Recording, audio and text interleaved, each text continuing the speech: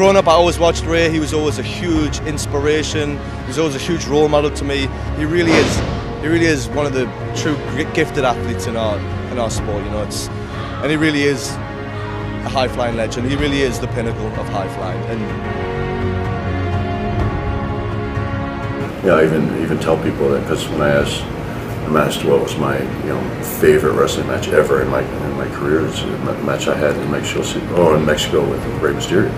Because I got to be a heel, to their hero, and doesn't get better than that as far as career-wise. Rey Mysterio is the biggest superstar who ever came from Mexico. There's nobody like him. That's the reason I said. My wife said this. Rey Mysterio is God. Oh, yeah. My wife put me in second place. I love Ray. I love him like my little brother. That's how much I think of him.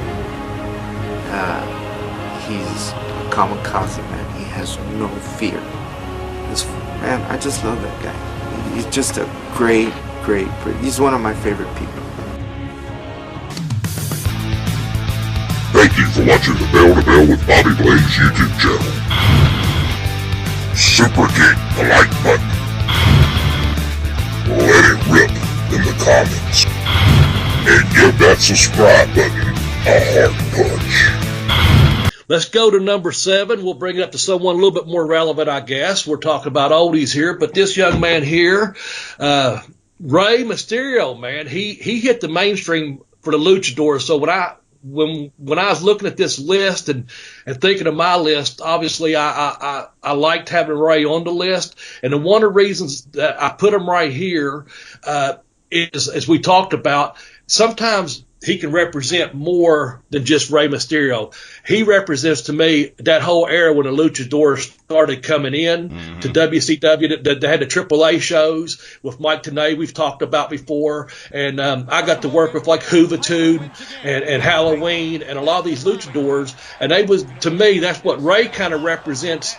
I know there was other people involved in the whole deal, but Ray was so small. I remember seeing Ray and Juventud walking in a hallway, and this is no lie. I thought to myself, I come home and even told him, my oldest son at the time, I said, I walked by him and I had this thought.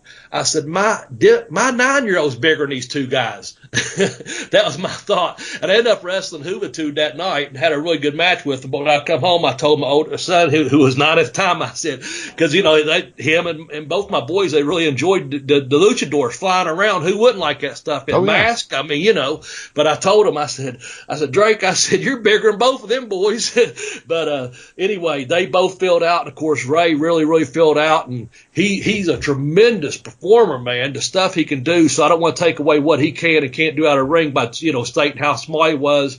Originally when I met him, he was probably like 19 years old, or had like 5 or 6 years experience. Wasn't your uncle, he was the Rey Mysterio senior, wasn't he? That is correct. That's my mom's younger brother. Okay. And I believe he was the one that trained you? That is correct. Okay, great. He was my main, he's my sensei, you want to say it that way. But I've had many trainers throughout my growth from the age of 8 till about 16. Great. I would take advantage a lot of Tuesdays, Monday, Tuesday, and Wednesdays was wrestling school, and then Thursdays was like a private session in wrestling school. And a lot of the wrestlers that were gonna wrestle on Friday, the big show, that would come in from Mexico, they would come in a day early, and we'd leave the ring for them so they can train Thursday nights. And that's when I would sneak in with my uncle and get that special treatment. As a kid, I wasn't really understanding what was going on. I was just stepping in the ring with very young, gifted talent, like the Negro Casas from Mexico, like Villanos, and that was a blessing. And he was just incredible having these matches with the likes of Dean Malenko and Chris Jericho and Juventud and throw anyone else you wanted, or Eddie, anyone you want.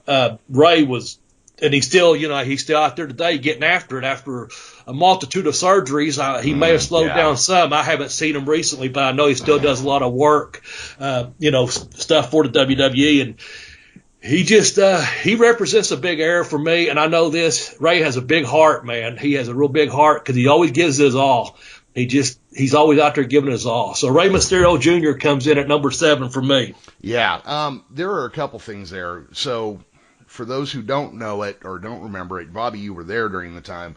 WCW made a big push with AAA and Japanese wrestlers and really pushing that international style, the more high energy Mexican style. Rey Mysterio exemplifies that style of wrestling. That is a high energy, constantly moving, rope diving son of a bitch. You really, before him, you didn't see a lot of that. He was really a guy that came onto the scene. He was part of that cruiserweight division, which, to be honest, was my favorite division. The cruiserweight division is where all the action was. Oh, absolutely. Yeah. And he had a style that was fast-paced, fast-moving, high energy, high risk. I mean, obviously he's paying for it a little bit now, obviously. But he really exemplified what that could be. And, not to take it away, because I still think Dean Malenko is the greatest pound-for-pound wrestler of all time. But Rey Mysterio could talk a little better. He had a cooler look. He does that, changing his mask and, the DC superhero thing that he does. Flashier.